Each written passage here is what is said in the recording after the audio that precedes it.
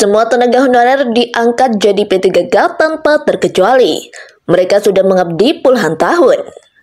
Baik, sebelum melanjutkan ke informasi ini, yang baru pertama kali menemukan channel ini, jangan lupa untuk tekan tombol subscribe dan aktifkan loncengnya, agar setiap saya mengupdate informasi terkait P3K maupun CPNS, Bapak Ibulah yang pertama kali mendapatkan informasinya. Oke, langsung saja ke informasinya.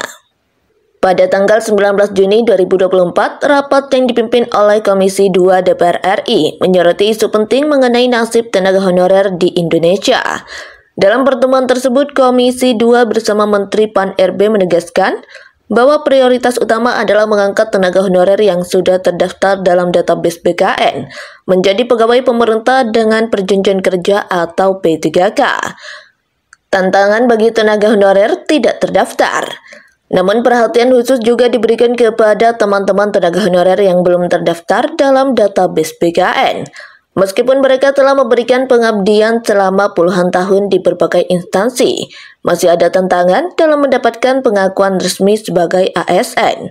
Kota Komisi 2 menekankan bahwa tidak seharusnya ada alasan bagi pemerintah untuk tidak mengangkat mereka yang telah lama setia bekerja.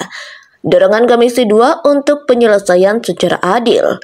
Anggota Komisi 2 mengeluarkan suara yang kuat dalam mendukung pengangkatan seluruh tenaga honorer tanpa terkecuali, terlepas dari status mereka dalam database. Mereka menyatakan bahwa keadilan harus ditegakkan untuk semua, dan pengangkatan ini harus diselesaikan sebelum akhir tahun 2024.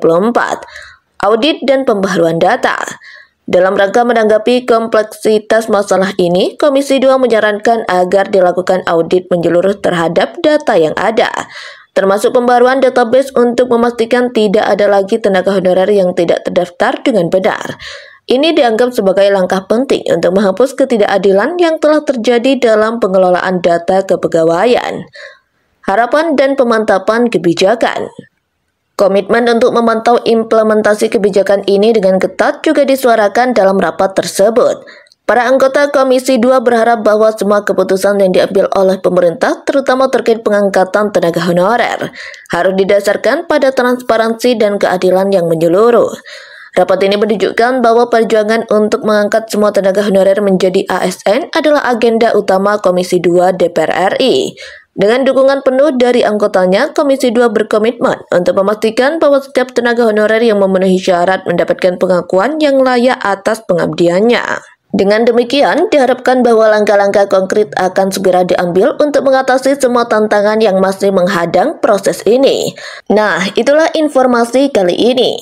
Semoga Bapak Ibu semua bisa diangkat menjadi ASN P3K tahun ini. Kurang lebihnya mohon maaf. Wassalamualaikum warahmatullahi wabarakatuh.